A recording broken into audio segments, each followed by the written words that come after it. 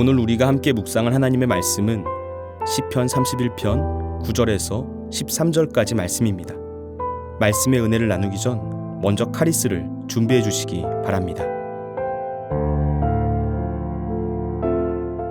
여호와여, 내가 고통 중에 있사오니 내게 은혜를 베푸소서. 내가 근심 때문에 눈과 영혼과 몸이 쇠하였나이다. 내 일생을 슬픔으로 보내며 나의 연수를 탄식으로 보내며 내 기력이 나의 죄악 때문에 약하여지며 나의 뼈가 쇠하도소이다. 내가 모든 대적들 때문에 욕을 당하고 내 이웃에게서는 심히 당하니 내 친구가 놀라고 길에서 보는 자가 나를 피하였나이다. 내가 잊어버린 바 됨이 죽은 자를 마음에 두지 아니함 같고 깨진 그릇과 같으니이다. 내가 무리의 비방을 들었으므로 사방이 두려움으로 감싸였나이다. 그들이 나를 치려고 함께 의논할 때 내 생명을 빼앗기로 꾀하였나이다. 아멘.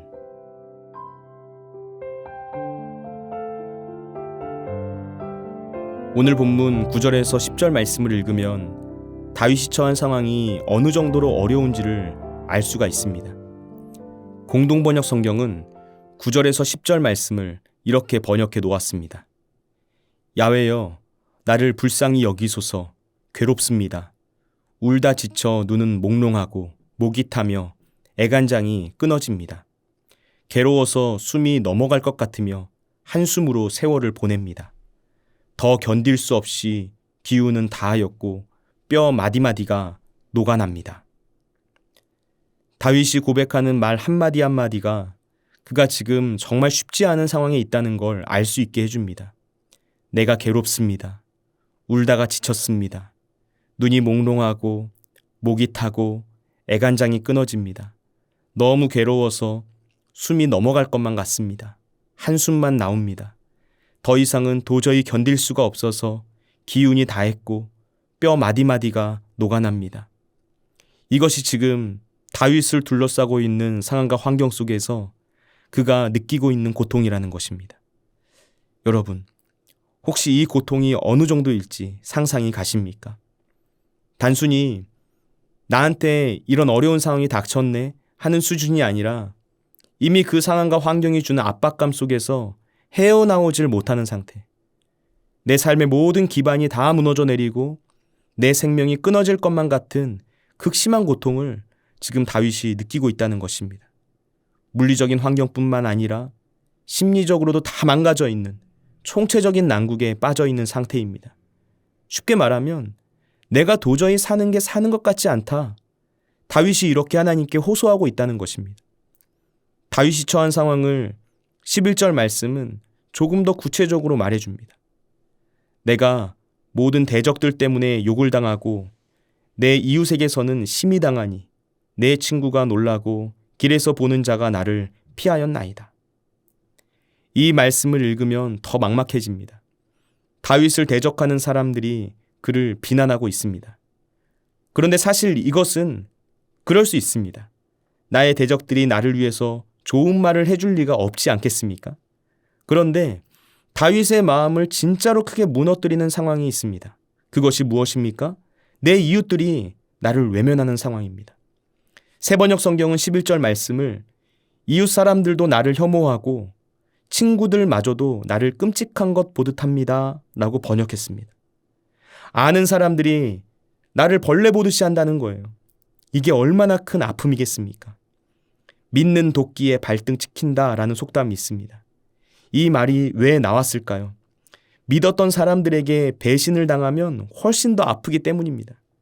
믿지 않는 도끼, 내가 잘 모르거나 원래 그렇게 신뢰하지 않았던 사람한테 발등이 찍히면 물론 많이 아프겠지만 그래도 견딜만 합니다. 그럴 수도 있다고 어렴풋이 예상했기 때문입니다.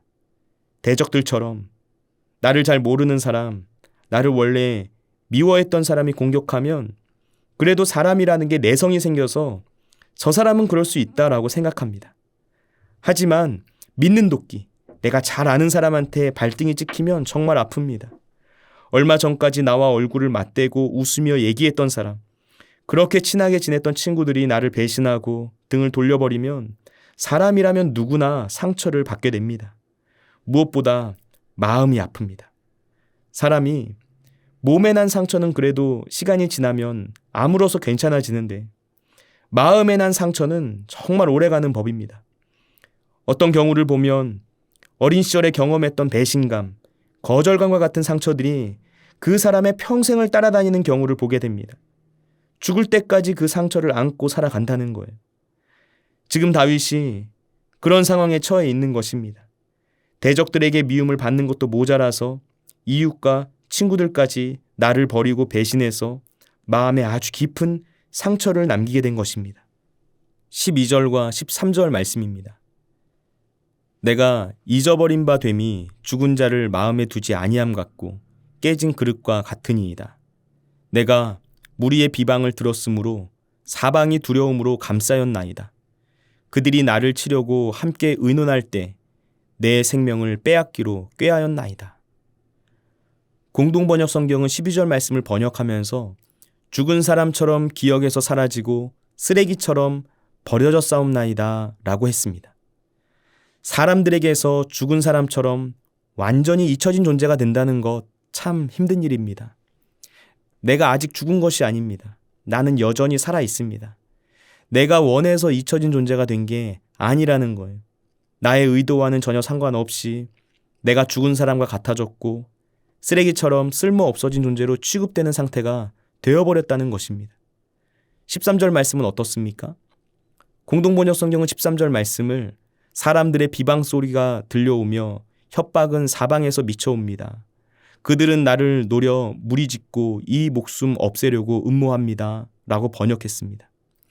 여기서 비방이라는 단어, 사악한 소문이란 뜻입니다. 나는 전혀 알지 못한 상태에서 다른 사람들에게 나를 음해하는 내용을 의도적으로 퍼뜨리는 악한 행위를 가리키는 것입니다. 한번 생각해 보시기 바랍니다. 어떤 모임에 갔는데 나를 쳐다보는 사람들의 눈빛이 심상치가 않습니다. 원래 친하게 지냈던 사람들인데 뭔가 분위기가 다릅니다. 알고 보니까 나에 대한 온갖 잘못된 소문이 돌고 있었던 것입니다. 그때 우리가 인간으로서 느끼게 되는 불쾌한 감정, 이루 말할 수가 없을 것입니다. 오죽했으면 연예인들이 자신에 대한 악성 루머 때문에 그렇게 고통스러워하고 극단적인 선택까지 하는 것이겠습니까? 그 상황에 되어보지 않고서는 이게 얼마나 힘든 일인지 알 수가 없다는 것이죠. 오늘 본문 말씀은 하나님을 찾고 있는 다윗이 어떤 상황 속에 있었는지를 아주 구체적으로 보여줍니다. 절망적인 질병으로 인해서 하루하루 죽음의 그늘 가까이 다가가는 듯한 위기감을 느낍니다. 자신의 뼈와 심령을 상하게 하는 원수들의 박해, 그들의 폭력 앞에서 처절한 절망감을 느낍니다. 자신의 안타까운 현실로 인해서 친구들에게 비방과 두려움거리가 되어버린 소외감을 느끼고 있습니다. 다윗은 이 모든 아픔과 극심한 고통에 허덕이면서 하나님을 찾고 있었던 것입니다. 아무도 의지할 수 없고 그 어떤 것도 기대할 수 없는 절대 고독과 절망의 상황에서 다윗이 유일하게 의지할 수 있었던 분은 하나님이었다는 것입니다. 지금 시편 31편 말씀에서 유일한 소망이신 하나님께로 피하며 하나님의 긍휼을 구하고 있는 다윗의 모습을 상상해 보시길 바랍니다.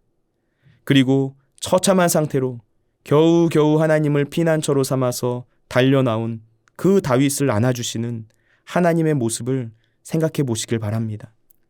소망이 없는 인생, 나 자신한테는 도저히 구원의 가능성을 발견할 수 없는 인생이 어떻게 치유받고 회복될 수 있었겠는지 한번 생각해 보시기 바랍니다. 우리의 소망은 오직 하나님의 은혜뿐입니다. 주님을 찾고 의지하는 자에게 때를 따라 돕는 은혜를 주시는 하나님의 은혜, 오직 그것만이 우리의 유일한 소망입니다. 기도하겠습니다. 우리를 사랑하시는 하나님 아버지, 삶의 어떤 아픔과 고통도 주님의 놀라운 사랑으로 품어주시고 우리를 새롭게 하시는 하나님을 의지하며 주님 앞으로 나아갑니다. 우리가 이 세상을 살아가면서 마주하게 되는 모든 문제들, 고난과 아픔과 시련들, 그 모든 상황 속에서 우리가 낙심하지 않고 살아갈 수 있는 유일한 이유가 하나님께서 우리 인생을 돌보시는 주관자이심을 고백하기 때문인 줄로 믿습니다. 주님, 우리가 그 주님을 의지하며 간구합니다. 우리의 모든 절망과 낙심의 상황에서 구원하여 주옵소서. 지금 지치고 상한 영혼들이 있습니까? 질병의 문제로 아파하고 사람들로부터 배신을 당하고 나에 대한 나쁜 소문으로 오해를 받고 있습니까? 철저한 고독감과 소외감 속에서 그 무엇 하나 기댈 것이 없는 인생들이 있습니까? 그 모든 주님의 자녀들을 위로하여 주시고 회복시켜 주시고 치유하여 주옵소서. 오늘도 우리와 함께 하시는 예수님의 이름으로 기도드립니다. 아멘. 하늘에 계신 우리 아버지, 아버지의 이름을 거룩하게 하시며 아버지의 나라가 오게 하시며 아버지의 뜻이 하늘에서와 같이 땅에서도 이루어지게 하소서. 오늘 우리에게 일용할 양식을 주시고 우리가 우리에게 잘못한 사람을 용서하여 준 것 같이 우리 죄를 용서하여 주시고 우리를 시험에 빠지지 않게 하시고 악에서 구하소서. 나라와 권능과 영광이 영원히 아버지의 것입니다. 아멘.